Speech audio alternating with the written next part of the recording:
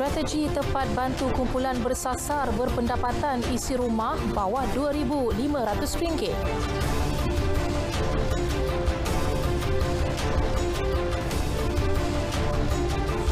Jadual pentaksiran pusat perlu ikut takwim peperiksaan Kementerian Pendidikan.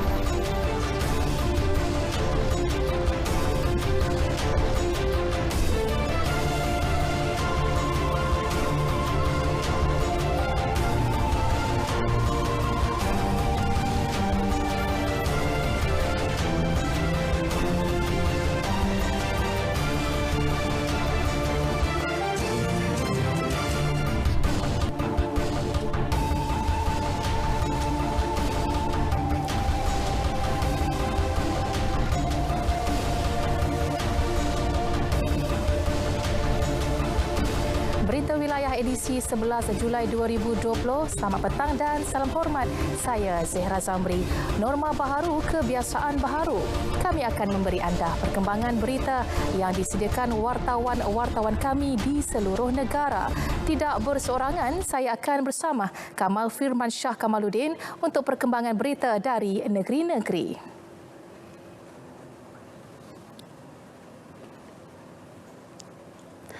Baik, terima kasih Zara. Kami akan kongsikan laporan langsung ke masa kini berita negeri-negeri. 4 negeri bakal berlintas langsung masing-masing seperti biasa dari negeri di bawah Bayu dan Bumi Kenyalang. Masing-masing bersama Muhammad Syarizam Awang dengan antara fokusnya situasi semasa wabak kolera di Sabah. Sementara di Sarawak, antara tumpuannya pendidikan rukun negara bakal dilaksana di peringkat asas bersama Muhammad Azizi Rahim. Bersedia dengan laporan dari Pulau Pinang, Abdullah Mahyudin dengan antaranya USM sedia rombak jadual pengajian. Akhir sekali lintas langsung ke Perlis dan antara tumpuannya JBPM Negeri bersiap siaga memberi perkhidmatan kepada masyarakat bersama Ahmad Iqbal Arif Yaakob. Semuanya seketika nanti.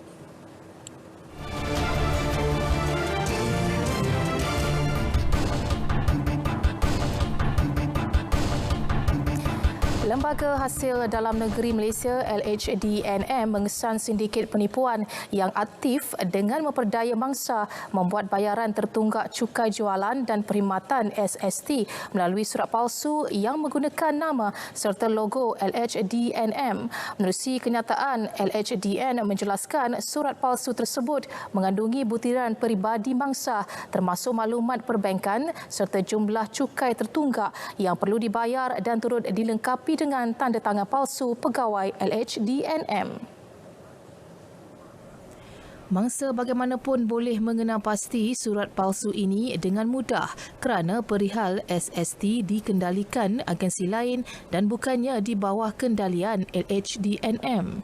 LHDNM memandang serius perkara ini dan orang ramai dinasihatkan berhati-hati dengan setiap panggilan, email atau surat yang meragukan dengan mendapatkan pengesahan LHDNM terlebih dahulu.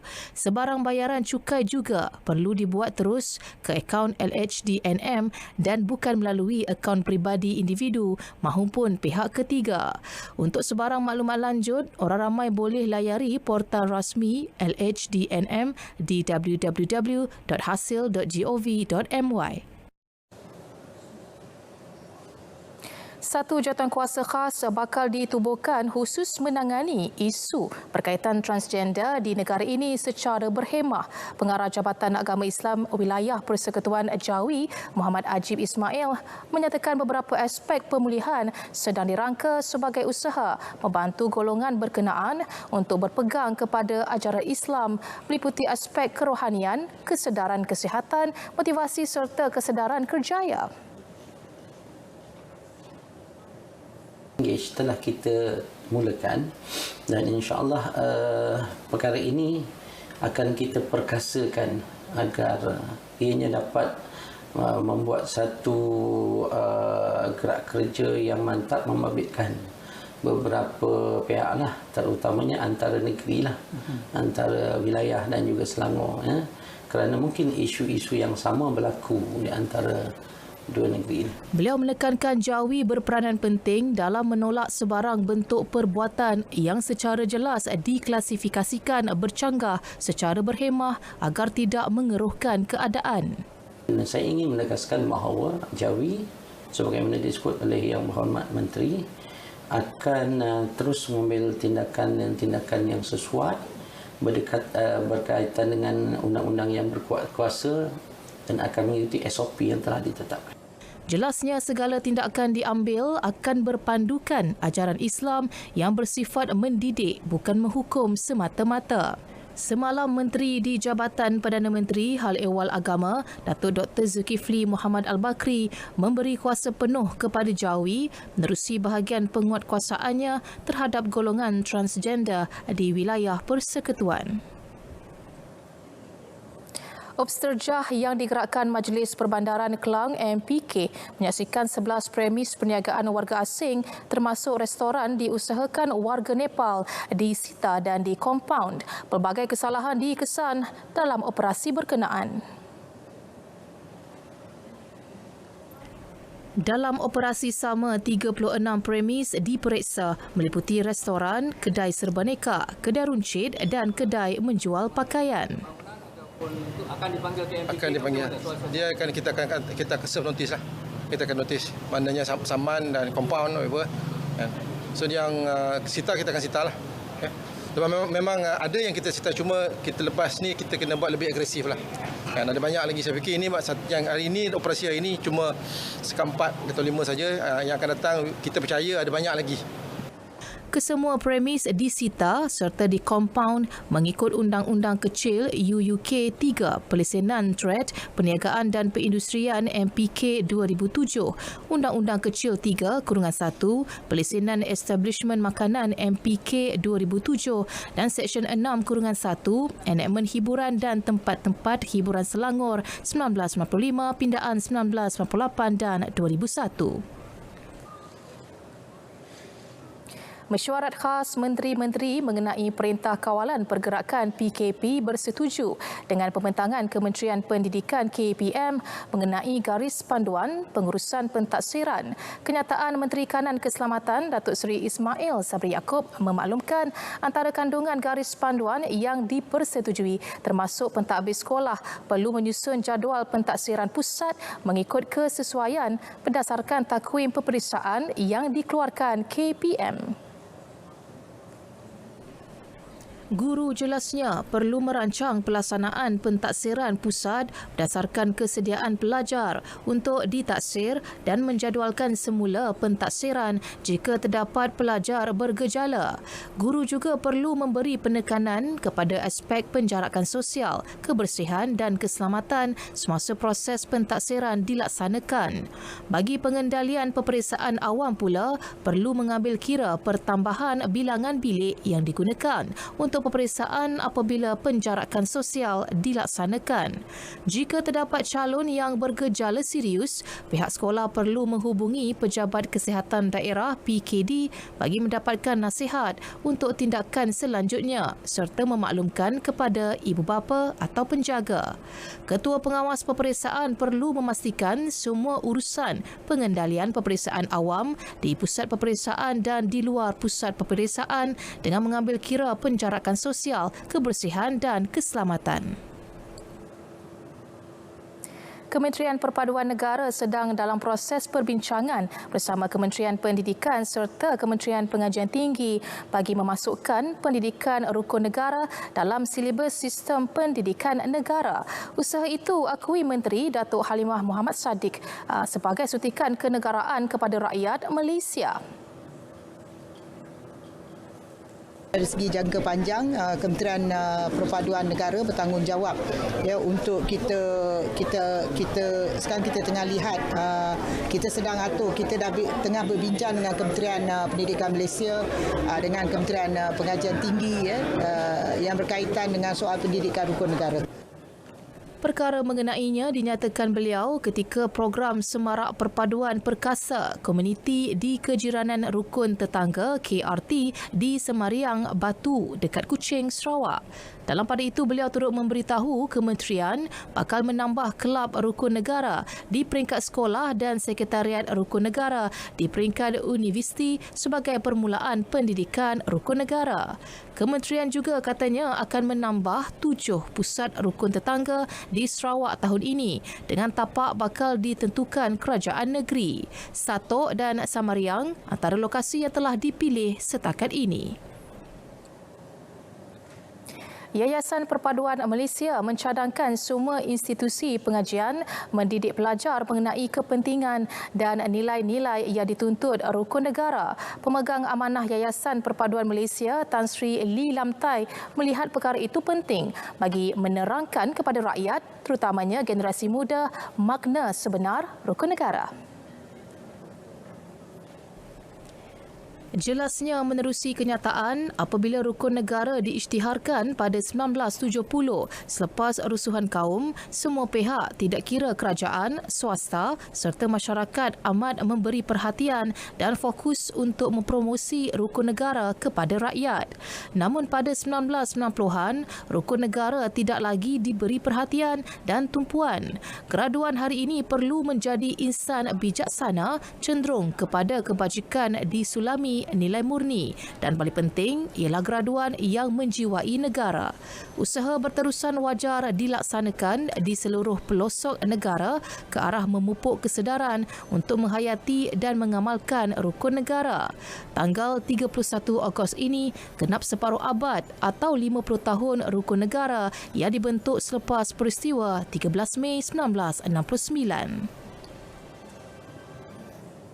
Strategi tepat bakal dirangka bagi memastikan kumpulan bersasar dengan pendapatan isi rumah di bawah RM2,500 dapat meningkatkan pendapatan. Tumpuan yang sebelum ini kepada kumpulan B40 yang mempunyai satu kelompok sahaja. Jelas Menteri di Jabatan Perdana Menteri Datuk Seri Mustafa Mohamad kini dipecahkan kepada 4 kelompok dengan paling rendah merupakan kelompok dalam kategori B10. Kemiskinan luar bandar akui menteri lebih tinggi dari bandar, manakala Sabah dan Kelantan merupakan negeri yang mempunyai kadar kemiskinan paling tinggi.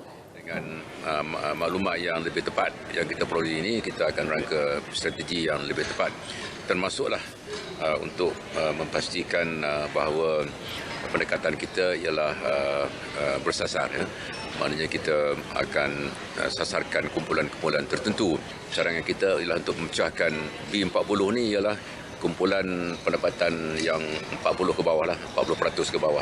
Kalau kita bagikan pendapatan ni, T10 itu, T20 ialah yang pendapatan tinggi, M40 ialah pertengahan, B40 yang paling bawah.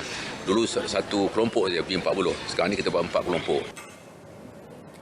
Beliau terdahulu mengadakan pertemuan bersama lebih 100 peneroka di Felda Kemahang 2, Tanah Merah, Kelantan. Dinyatakan kepengetahuan RTM, beliau akan mengadakan pertemuan bersama pengerusi pasukan petugas khas Felda, Tan Sri Wahid Hashim, untuk mengetahui kedudukan terkini laporan yang sedang disiapkan pasukan tersebut dalam tempoh terdekat.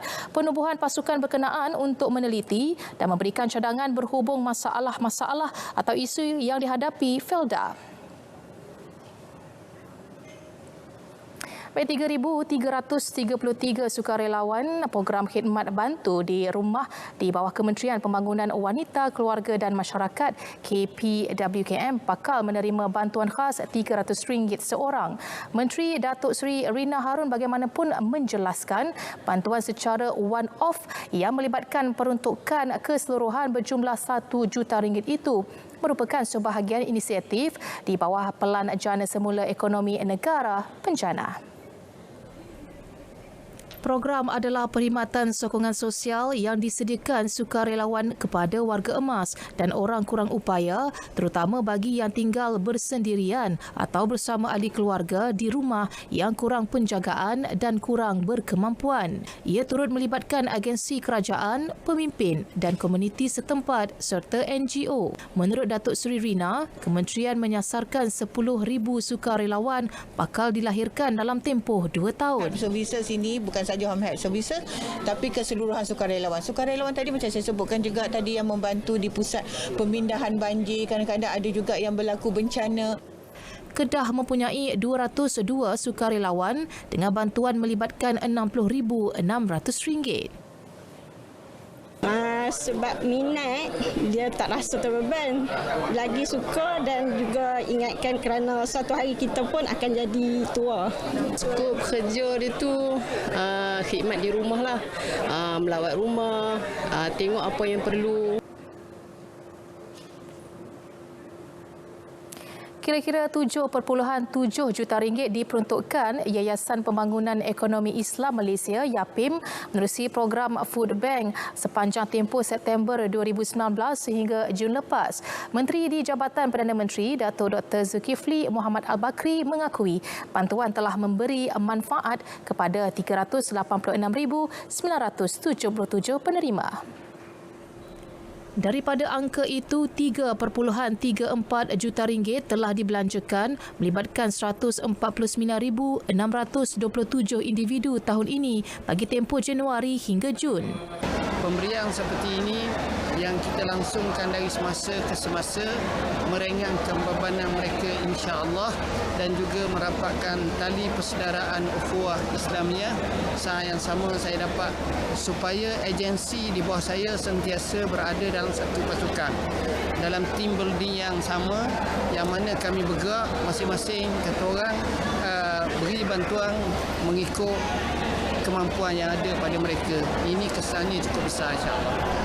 Beliau berkata demikian pada program Inspirasi Musaadah COVID-19 anjuran YAPIM dengan menyaksikan 250 keluarga menerima sumbangan barangan keperluan asas bernilai RM12,500. Alhamdulillah lah sama ni. Ada orang nak bantu, dapat ringankan sikit beban lah. Walaupun saya tak kerja, saya sakit buah pinggang. Terima kasihlah pada YB, pada yang menyumbang, pada YAPIM semua. Isteri saja bekerja. Kerja kampung saja. Alhamdulillah. Allah. Harapan supaya sentiasa adalah macam ni. Lebih mudah kan untuk kita yang kekurangannya. Ada. Banyak bantuan dapat. Alhamdulillah. Terima kasih banyak-banyak. Terima kasih banyak. Sampai jadi hari-hari bikin jam pertama kali. Mula dari bawah, ramai orang makan nasi tapi tak pernah pergi sawah. Sampai jadi hari-hari bikin jam pertama kali.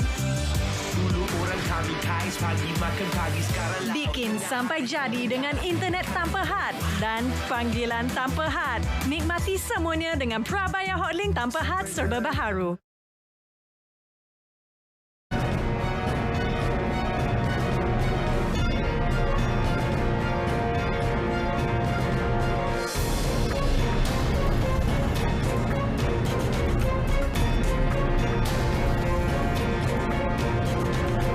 Berita Parlimen mulai 13 Julai 2020 setiap Isnin hingga Khamis 10.30 malam di saluran berita RTF dan TV1.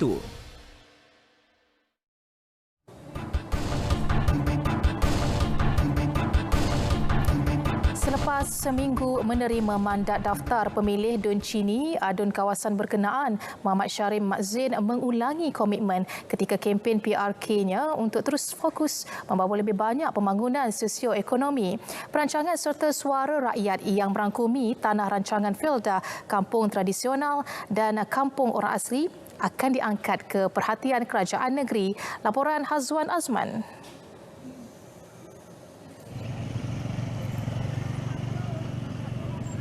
Merupakan generasi kedua Felda Chini 3, Muhammad Syarim mengakui penambahbaikan pembangunan akan dilaksana dalam meneruskan legasi Allahyarham Datuk Seri Abu Bakar Harun yang telah menjadi wakil rakyat Dun Chini sejak 2004.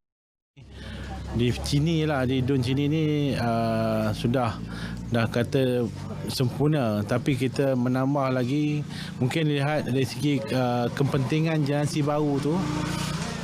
Yang ramai yang tinggal di sini yang perlu diberi perhatian sudut aktiviti kepada generasi baru dan juga perumahan Dan juga saya melihat di kawasan kampung tradisi dan juga orang asli perlu juga dari segi infra untuk jalan. Beliau dalam masa sama menghargai keputusan kerajaan dalam terus memberi kemudahan kepada penduduk Felda dengan pengumuman skim pembiayaan perumahan generasi baru Felda PGBF baru-baru ini. Dari segi usaha untuk membantu generasi baru untuk memiliki rumah melalui agrobank, itu bagi saya satu peluang yang baik, dan juga bagaimana generasi baru ini mengambil peluang ini untuk memiliki rumah sendirilah, dan dengan kadar yang baik untuk pinjaman itu. Serentak dengan keperluan itu juga, penduduk Felda Chini Timur 2 mengharapkan pembangunan lebih sistematik dalam kawasan ini dilihat berupaya melestarikan tanah rancangan ini untuk jangka panjang. Contoh kedai-kedai PBT, contohnya macam itu, kita pun perlukan kedai-kedai macam itu supaya anak-anak penoka generasi kedua ini boleh berniaga. Sebab kita sekarang tak ada benda-benda macam kita tak ada sebenarnya. Maksudnya kalau kita nak berniaga, atau generasi kedua nak berniaga, dia terpaksa keluarkan modal sendiri buat bangunan niaga. Saya memang berharaplah pertambahan ekonomi, pertambahan prasarana kan yang untuk rakyat Chini, terutama Chini Timur ni. Terutama sekarang ni kadang masa kini ramai orang sakit-sakit kan. So jadi kalau boleh tu di kawasan klinik kena ada tempat fisioterapi, sebab orang nak pergi jauh kan, masalah kenderaan, masalah tambang dan sebagainya. Memang setiap kali kalau gaji ni memang jam tak mau. Makcik ni itulah setiap kali gaji kita terpaksa lah nunggu sampai ke ni, sebab bank rakyat tu biasalah selalunya kalau dah jam tu bermakna duit habis kan. Tu kalau minta tu tambahkan lagi tu macam klinik tu. Setakat ini juga perumahan untuk generasi kedua Felda Chini telah dibina di Chini 1 iaitu Taman Lamanda, dan pembinaan perumahan yang terbengkalai di Felda Chini 3 diteruskan kembali.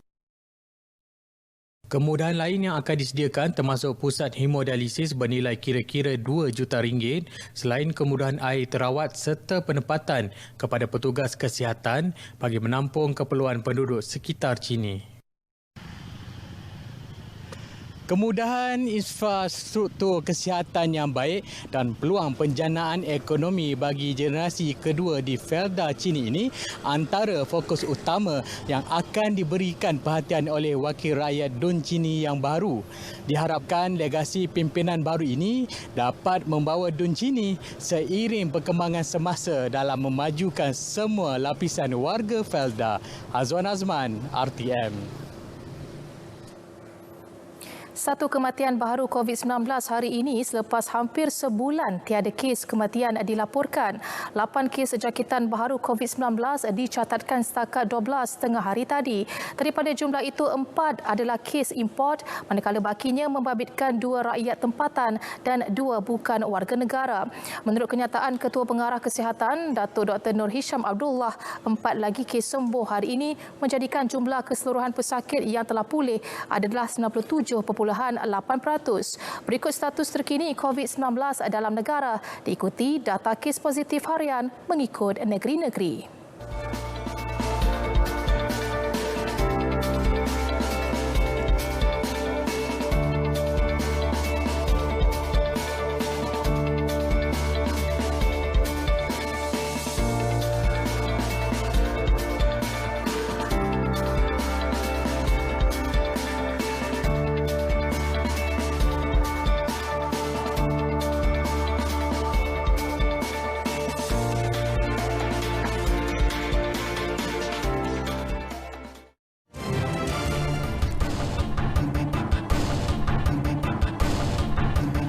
Bagi mengetahui maklumat cuaca semasa, kita bersama Pegawai Jabatan Meteorologi Nur Farha Abdul Halim. Baik, silakan Nur Farha.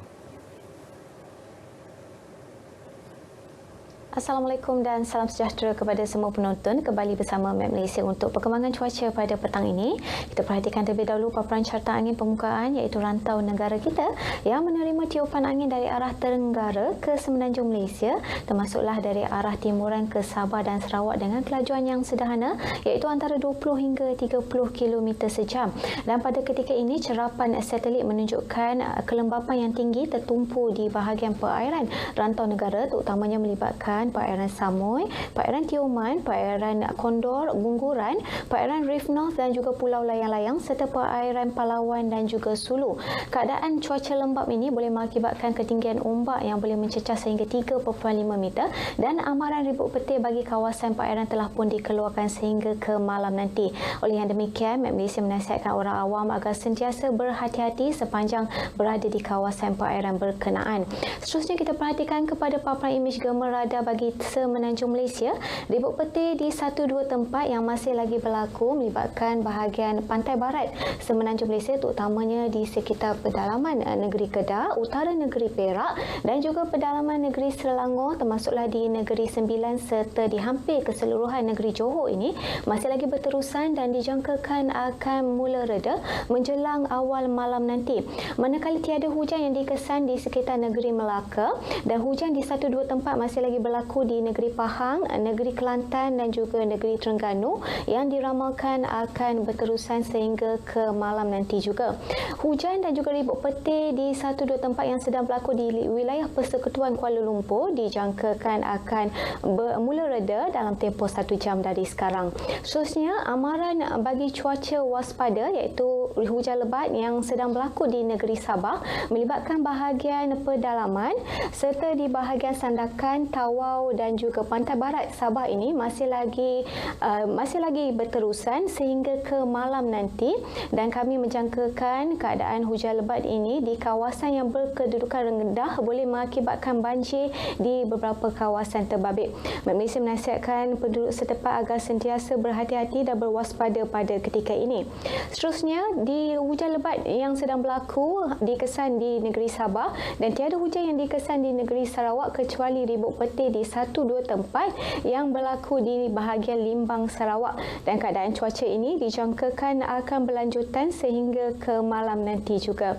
Seterusnya, melalui ramalan hujan pada malam nanti, jabatan kami mendapati keadaan cuaca lembap masih lagi tertumpu di sekitar pedalaman utara semenanjung Malaysia, termasuklah di negeri Kedah, negeri Perak dan juga di 1-2 tempat melibatkan negeri Kelantan serta negeri Terengganu. Manakala ribut petir yang boleh berlaku di sekitar pedalaman negeri Pahang dan juga selatan negeri Pahang ini dijangkakan akan berterusan sehingga ke malam nanti. Manakala ribut petir dan hujan lebat masih lagi tertumpu di bahagian pedalaman dan juga Sandakan serta Tawau negeri Sabah. Sekian saja informasi cuaca untuk petang ini. Saya Farha Halim. Assalamualaikum. Waalaikumsalam. Baik, terima kasih Nur Farha dengan laporan dari Met Malaysia. Baik, lintas langsung negeri-negeri mengambil tempat dengan dimulakan langsung dari negeri di bawah Bayu bersama Muhammad Syahrizam Awang. Antara tumpuan Sabah, situasi semasa wabak kolera. Syahrizam, silakan. Terima kasih Kamal, sahabat saya di Angkasa Puri. Assalamualaikum dan salam sejahtera. Berita dimulakan dengan perkembangan situasi semasa wabak kolera di Sabah. Satu pertambahan kes dikesan di Sempurna semalam menjadikan jumlah kes setakat ini 37. Menurut infografik Jabatan Kesihatan Negeri Sabah JKNS di laman Facebook Pengarah Kesihatan Negeri Datuk Dr. Christina Rundi, Sempurna kini mencatatkan 15 kes kolera termasuk 5 kes asimptomatik. Manakala kes di 6 daerah lain kekal iaitu Kota Kinabalu 11, Beaufort 4, Putatan 3, Kinabatangan 2 kes termasuk 1 kes asimptomatik, sementara Tuaran dan Sipitang masing-masing 1 kes. Sementara itu, Datuk Dr. Christina memaklumkan aktiviti kawalan dan pencegahan polio masih giat dilaksana melalui kempen imunisasi polio Sabah. Katanya setakat 8 Julai liputan pemberian vaksin polio meningkat iaitu 765,478 kanak-kanak di bawah 13 tahun menerima BOPV dos 1. 89.71% daripada sasaran 95%. Manakala seramai 641,472 kanak-kanak iaitu 75.18% mendapatkan imunisasi BOPV dos 2. Kempen imunisasi MOPV pula telah dimulakan di 11 daerah, antaranya Kinabatangan, Ranau, Tambunan, Beaufort dan Pitas. Dalam pada itu, Datuk Dr. Christina memberitahu tiada pelanggaran perintah kuarantin COVID-19 dilaporkan mahupun pelanggaran prosedur operasi standard SOP PKPP semalam. Inisiatif kerajaan menyediakan geran khas prihatin GKP untuk perusahaan kecil dan sederhana PKS Mikro telah membantu usahawan PKS menambah baik perniagaan mereka. Ini diakui sendiri seorang usahawan produk ayam sejuk beku, Sylvia Henry, 32 tahun dari Inanam, Kota Kinabalu, yang merupakan antara penerima GKP sebanyak RM3,000. Menurut Sylvia, GKP yang diterima awal Jun lalu selepas sebulan permohonan dilakukan digunakan untuk membeli kelengkapan peti sejuk beku bagi menyimpan bekalan ayam sebelum dihantar kepada pembeli.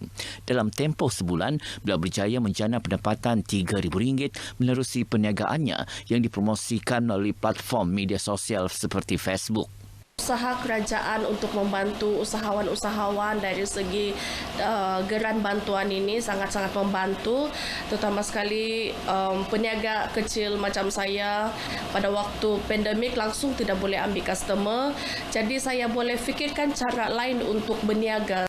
Usaha ibu kepada 3 anak ini turut mendapat sokongan suami dan ahli keluarga lain yang membantu menghantar tempahan pelanggan sekitar Kota Kinabalu dan Papar.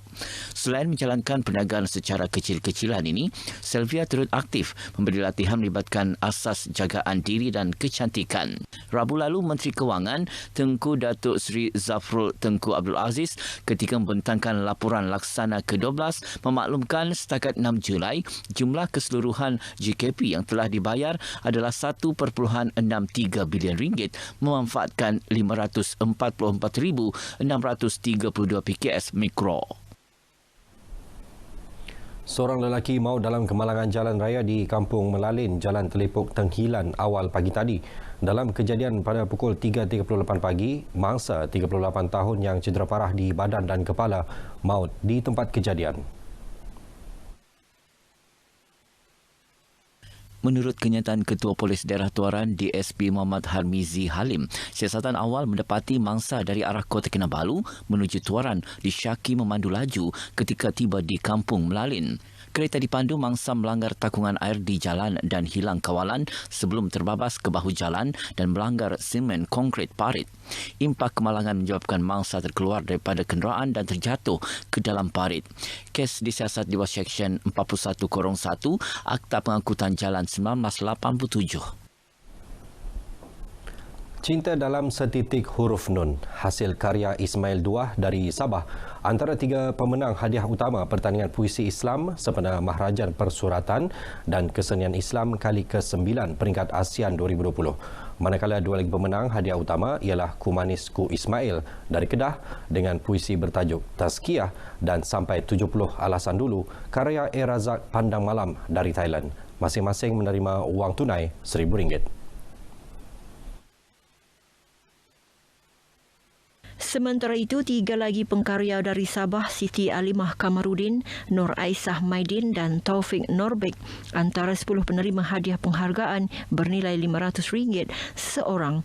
Hadiah disampaikan pengasas dan pengerusi Induk Maharajan Persuratan dan Kesenian kali ke-9 peringkat ASEAN 2020, Datuk Haji Muhammad Arifin Muhammad Arif di Kota Kinabalu. Apa yang menarik, pertandingan kali ini turut disertai oleh para penyair yang merupakan tokoh penulis yang sudah pun menempa nama dalam dunia kepenyairan di Malaysia, di Indonesia dan di Thailand. Malah menerima pelbagai anugerah dan hadiah penulisan di pelbagai peringkat di negara masing-masing. 128 karya daripada 65 penyair menyertai pertandingan ini dengan 20 daripadanya dipilih ke peringkat akhir. Baik, sekian sumbangan berita dari Sabah petang ini. Budayakan norma baharu, jaga diri, patuhi arahan pihak berkuasa. Kembali ke Angkasa Puri, silakan Kamal Firmansyah. Baik, Muhammad Syarizam Awang langsung dari Kota Kinabalu. Terima kasih. Pendidikan rukun negara bakal dilaksanakan di peringkat asas dalam usaha meningkatkan penghayatan 5 prinsip rukun negara. Untuk laporan penuh dan banyak lagi, langsung bersama Muhammad Azizi Rahim. Muhammad Azizi, silakan.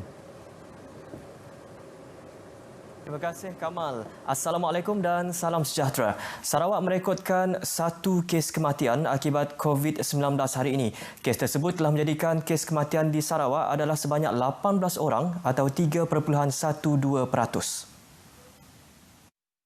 Jawatankuasa Pengurusan Bencana Negeri JPBN Sarawak dalam satu kenyataan memaklumkan kes tersebut merupakan seorang lelaki warga tempatan yang mendapatkan rawatan awal di sebuah hospital swasta di Kuching pada Khamis lepas kerana mengalami demam sejak Selasa lepas. Beliau yang berumur 72 tahun merupakan pesakit kencing manis dan mengalami masalah darah tinggi. Ujian makmal RT-PCR COVID-19 mendapati beliau adalah positif COVID-19 pada 10 Julai. Keadaan beliau bertambah teruk dan telah disahkan meninggal dunia pada hari yang sama. Punca kematian adalah kegagalan pelbagai organ disebabkan radang paru-paru dan COVID-19. Dalam pada itu, terdapat satu lagi kes positif dilaporkan merupakan kes import seorang warga tempatan yang baru balik dari United Kingdom yang menjadikan jumlah keseluruhan kes positif di Sarawak adalah 577 kes. Pendidikan rukun negara akan dilaksanakan di peringkat asas seperti kelas prasekolah kerajaan terlebih dahulu dalam usaha kerajaan meningkatkan penghayatan dan pengisian 5 prinsip rukun negara dalam kalangan kanak-kanak. Menteri Perpaduan Negara Datuk Halimah Mohamed Siddiq berkata, sebagai permulaan ia akan dicadangkan untuk dilaksanakan di kelas-kelas tabika dan tadika milik kerajaan. Datuk Halimah menjelaskan kementerian beliau sedang mengenal pasti kaedah penyusunan pelaksanaan dan perkara-perkara yang perlu diambil kira sebelum pelaksanaan itu dibuat. Beliau menambah pihak kementerian juga akan berunding dengan kerajaan negeri bagi membolehkan ia dilaksanakan dengan lancar di peringkat negeri selain penglibatan aktif pemegang taruh yang lain seperti ibu bapa dalam memberi pendedahan awal kepada anak-anak mereka. Bila saya membicarakan soal meletakkan kembali kepentingan pendidikan rukun negara sebagai salah satu mata pelajaran di dalam silibus di sekolah rendah, sekolah menengah dan termasuklah di IPTE, IPTS, dia seharusnya dimulakan dari pendidikan awal kanak-kanak. Beliau juga menjelaskan bahawa bagi taska persendirian, pelaksanaan pendidikan rukun negara ini boleh disyaratkan berdasarkan akta taska di bawah Kementerian Pembangunan Wanita untuk membolehkan ia dilaksanakan kelak. Datuk Halimah memberitahu demikian kepada RTM selepas ditemu bual di Konti Sarawak FM di RTM Kuching. Dalam temu bual tersebut, beliau memaklumkan terdapat sebanyak 172 sekretariat rukun negara di seluruh negara dan daripada jumlah tersebut, 10 adalah di Sarawak. Proses pembinaan dan menaik taraf sekolah daif di Sarawak dijadual siap sepenuhnya pada penghujung tahun depan. Timbalan Menteri Kewangan II Muhammad Shahar Abdullah berkata, proses pembinaan dan naik taraf ini akan dilakukan dalam 3 fasa. Menurut Shahar, fasa pertama telah selesai dan proses tersebut telah memasuki fasa kedua. Alhamdulillah, saya telah diberi taklimat oleh JKR Negeri Sarawak sebentar tadi. Walaupun kita hadapi pertukaran kerajaan, walaupun kita hadapi perintah kawalan pergerakan, memang kita akui ada sedikit kelewatan disebabkan 2 faktor yang saya sebutkan tadi. Tetapi alhamdulillah Kementerian Kerja Raya dan Jabatan Kerja Raya Negeri Sarawak telah memberi komitmen akan mempercepatkan segala proses dan mereka telah menyatakan pelbagai kaedah-kaedah. Tender sebut harga sudah dipanggil dan bidaan akan diadakan dalam masa terdekat. Manakala fasa ketiga kini melibatkan senarai sekolah yang perlu dibina semula atau dinaik taraf dan dijangka akan sedia untuk proses sebut harga pada penghujung tahun ini. Tambahnya, pembinaan semula dan naik taraf sekolah daif di Sarawak dilaksanakan menerusi 2 cara, iaitu peruntukan rancangan Malaysia ke-11 dan pembiayaan pendahuluan RM1 bilion daripada kerajaan negeri. Beliau menyatakan demikian dalam sidang media selepas melawat membuat tapak projek asrama baru di Sekolah Menengah Kerajaan Terbekang di Serian. Projek yang dianggat sekitar 300 juta ringgit itu dijadual siap dalam tempoh 8 bulan dan proses tender serta lantikan kontraktor akan diadakan dalam masa terdekat. Pengerusi Perbadanan Kemajuan Filem Malaysia, FINAS, Zakaria Abdul Hamid hari ini telah membuat lawatan ke kediaman seniman veteran Sarawak, Safar Ghaffar di Taman Sukma Kuching bagi program Ziarah Kasih FINAS Prihatin. Menurut Zakaria, program tersebut merupakan siri ketiga dilaksanakan oleh FINAS bagi memberi penghargaan kepada pegiat seni veteran yang telah banyak menyumbang kepada industri seni tanah air. Kita nak ingatkan kepada masyarakat bahawa perjuangan mereka ni kita tidak akan pernah lupakan, ya. Walaupun kita punya pemberian tu tidak seberapa, tetapi kita merasakan bahawa apabila kita turun menziarah, itu sebenarnya telah memberikan mereka semangat dan dorongan. Jelas beliau, program tersebut juga merupakan satu inisiatif FINAS untuk mendekati penggiat-penggiat seni yang kurang bernasib baik. Dalam lawatan tersebut, Zakaria telah menyampaikan sumbangan FINAS prihatin kepada Safar Ghaffar yang merupakan seorang penyanyi tempatan dan terkenal dengan lagu Hanya Seminit Saja pada tahun 1985 selain meraih gelaran naib juara bintang RTM pada tahun 1983. Safar Ghaffar, 62 tahun, kini merupakan seorang penggiat seni lukis yang aktif menghasilkan lukisan untuk beberapa pusat pelancongan tempatan seperti Kampung Budaya Sarawak. Turut hadir semasa lawatan tersebut ialah Ahli Perbadanan FINAS, Datuk Hajah Noryati Haji Ismail. Sekian berita dari Sarawak. Kita kembali bersama Kamal di Angkasa Puri. Silakan, Kamal. Baik, terima kasih Muhammad Azizi Rahim dengan perkembangan itu tadi. Fokus pembelajaran yang lebih seimbang dirangka Universiti Sains Malaysia USM dalam memastikan visi dan misi universiti terus dicapai, terutamanya dalam norma baharu. Laporan itu antara tumpuan dari Pulau Pinang untuk perkembangan semasa lintas langsung negeri-negeri. Baik, Abdullah Mayudin, teruskan dengan laporan anda. Bila keputusan USM itu selaras dengan pengumuman kemasukan mahasiswa institusi pengajian tinggi secara berperingkat. Serentak dengan itu juga, penjadualan serta program pengajian dirombak semula pengurusan universiti. Ketika memaklumkan keputusan itu, Timbalan Naib Chancellor Akademik dan Antarabangsa USM, Profesor Datuk Dr. Ahmad Farhan Muhammad Sadullah menjelaskan perombakan itu melibatkan semua pusat pengajian universiti ini. Malah, setiap pusat pengajian juga diberi peluang merangka sendiri penjadualan baharu mengikut kreativiti masing-masing dengan mematuhi matlamat hasil pembelajaran yang ditetapkan. Diperjelaskan, menerusi penjadualan semula itu dapat memastikan pengurangan pembelajaran secara bersemuka dapat dilaksana sekaligus memberi tumpuan kepada pembelajaran secara dalam talian. Face to face dengan online kita balance. Kalau dulu USM ni almost 100% face to face. So COVID almost 100% online. So sekarang ni kita nak balance. Okay? Kalau by definition kementerian teradun boleh up to 60% online. Okay? So kita tak nak juga pengalaman pembelajaran pelajar kita berubah totally sebab masyarakat Malaysia ni especially dia memerlukan interaksi. Pengurusan USM juga menurut Profesor Dr. Ahmad Farhan bersedia membuat tinjauan maklum balas daripada mahasiswa berhubung pelaksanaan rombakan penjadualan dalam tempoh terdekat. Beliau menjelaskan maklum balas berkenaan diperlukan agar fokus yang seimbang diberi bagi memastikan tiada mahasiswa yang terkebelakang dalam pembelajaran norma baharu akibat pandemik COVID-19. Sebelum ini, USM katanya lebih mengutamakan pensyarah dalam memastikan sesi pengajaran dalam talian berjalan lancar.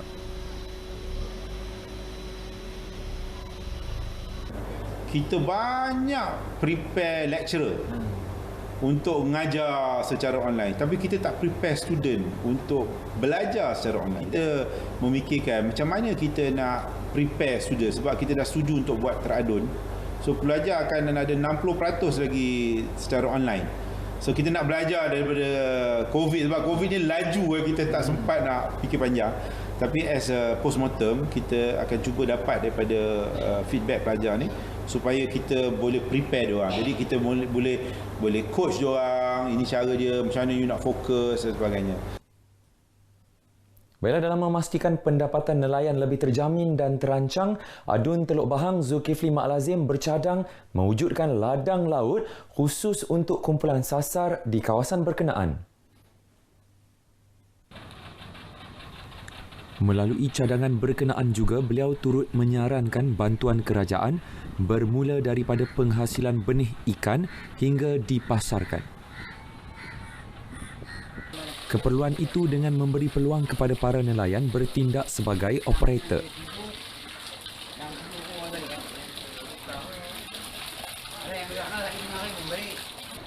Dan surat permohonan cadangan berkenaan itu juga telah dikemukakan ke pengetahuan Kerajaan Persekutuan. Supaya apa ladang di darat yang kita ada seperti Felda ada di laut. Kerajaan yang operasi daripada benih sehingga pasaran, dari segi dia punya operator di atas tu adalah nelayan. Jadi pekerja-pekerja bot ni boleh kerja di situ bagi usahakan keluarkan ikan. Kita tahu musim pentangkapan ikan ni selalu berubah-ubah, di pendapatan dia tak tetap.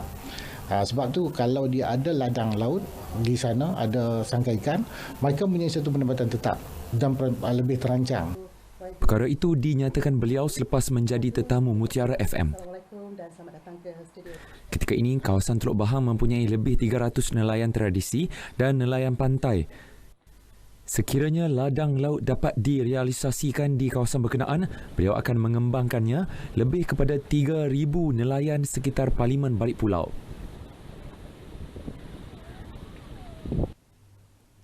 Baiklah, laporan itu menutup perkembangan berita dari Pulau Pinang. Buat penonton RTM, orang menunggu bertikar mengkuang, sirih dimakan, bersila dipangkin. Hujung minggu, masa terluang, elok manfaatkan sebaik mungkin. Selamat berhujung minggu dan kita kembali semula bersama rakan setugas di Angkasa Puri. Silakan. Bukan main pantunnya. Terima kasih Abdullah Mahyudin. Kawasan pelancongan dan rekreasi kini antara tumpuan awam ketika negara masih lagi dalam Perintah Kawalan Pergerakan Pemulihan PKPP. Dan bagi memastikan keselamatan pengunjung di lokasi berkenaan, Jabatan Bomba dan Penyelamat Malaysia JBPM Perlis bersiap siaga dalam memberi perkhidmatan kepada masyarakat. Untuk laporan penuh dan semasa dari utara tanah air, terus sahaja bersama Ahmed Iqbal Arif Yaakob. Silakan. Terima kasih rakan penyampai di Angkasa Puri. Assalamualaikum dan salam sejahtera. Bukit Air, Gua Kelam serta beberapa lokasi sukan mendaki sekitar Padang Besar dijangka menjadi tumpuan awam. Justru itu, JBPM Perlis menyatakan kesediaan berdepan dengan segala kemungkinan dengan melaksanakan persiapan termasuk kekuatan pegawai dan anggota serta peralatan. Selepas PKPP ini yang dijangka berakhir pada 31 Ogos nanti, sebenarnya Jabatan Bomba dan Penyelamat Negeri Perlis dari semasa ke semasa telah bersedia, terutamanya dari segi kekuatan anggota, yang mana anggota kita sekarang ni kita hanya hadkan cuti sajalah, tidak berkekuatan cuti, kita hanya hadkan cuti agar sekiranya berlaku apa-apa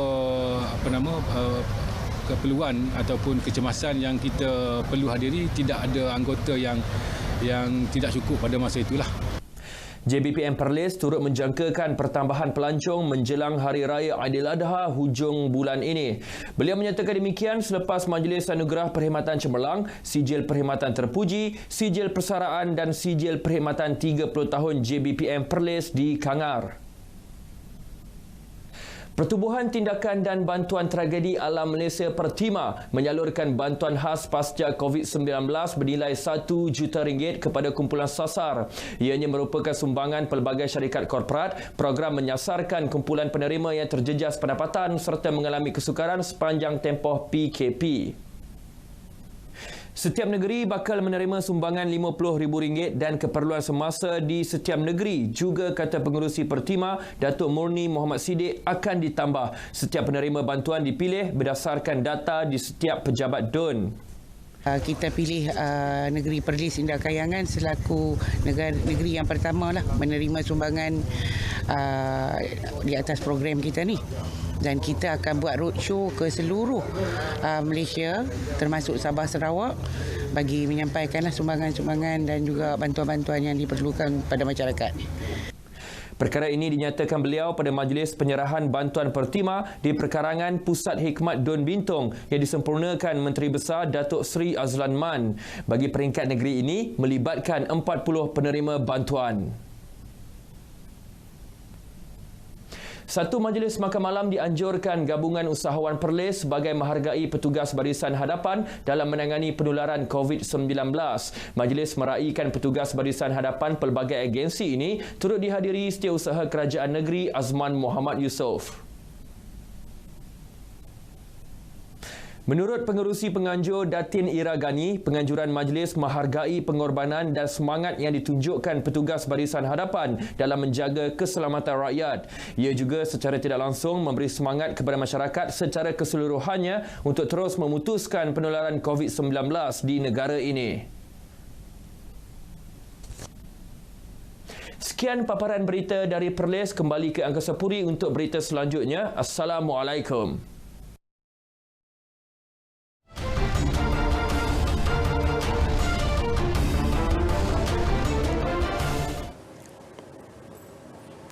Sedikit berita sukan. Pertandingan Liga Malaysia Liga M kekal dengan format baharu.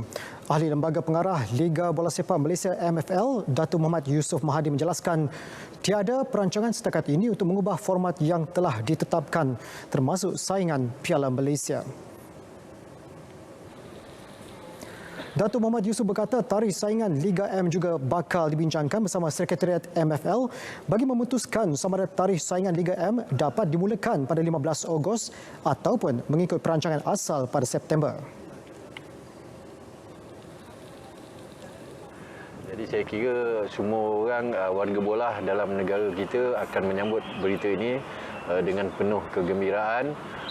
Tetapi di peringkat MFL, Liga Premier dan Liga Super ini, saya tidak pasti bila ia akan bermula.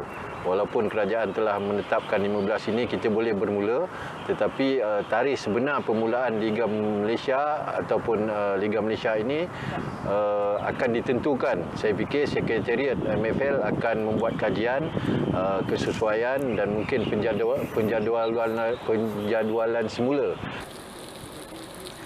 Beliau berkata demikian selepas menyaksikan latihan pasukan Melaka United di Stadium Hang Jebat Melaka. Sebelum ini, Menteri Kanan Keselamatan Datuk Seri Ismail Sabri Yaakob memaklumkan kerajaan membenarkan penganjuran sukan berpasukan termasuk kejohanan Liga M bermula 15 Ogos depan.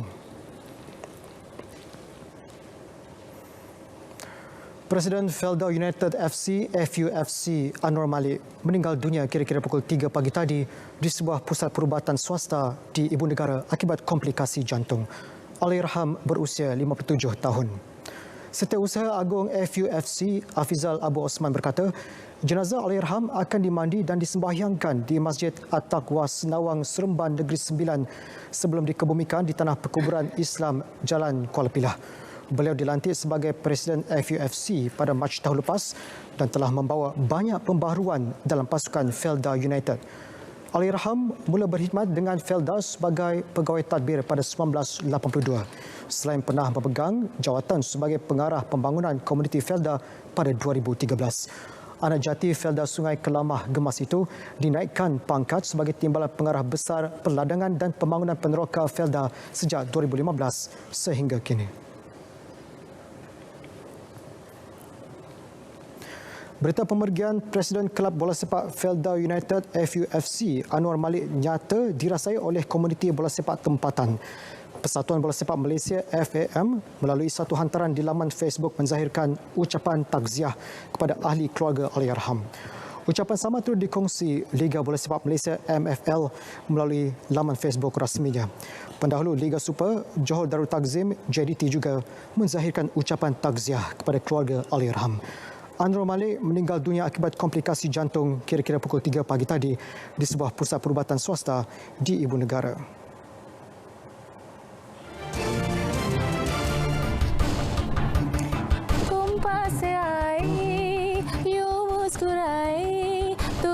na jane kya sapne dikai. Amboi Zera.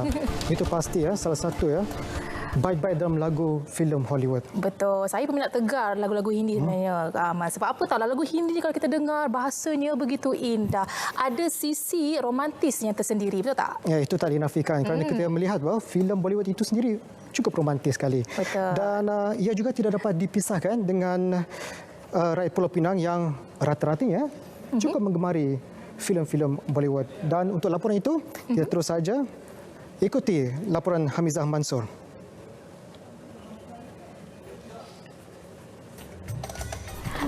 Melihat trend itu, penyampai Mutiara FM Eli Zuhaili Zakaria yang lebih mesra dipanggil DJ Eli gemar mengutarakan lagu-lagu Bollywood. Siarannya pada setiap hari Isnin dan Rabu bermula pukul 12 hingga 1 tengah hari di Mutiara FM. Kalau kita tengok di Pulau Pinang ni memang cukup popular, sinonim dengan lagu-lagu Hindustan sejak dari zaman dulu hinggalah zaman sekarang ya.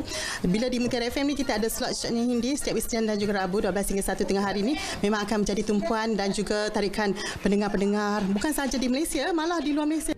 Uniknya, setiap kali ke udara, beliau sanggup menyarungkan persalinan baju yang diperbuat daripada kain sari demi membawa suasana Bollywood kepada pendengar dan penonton yang mengikuti siaran itu di radio dan di media sosial Facebook Mutiara FM.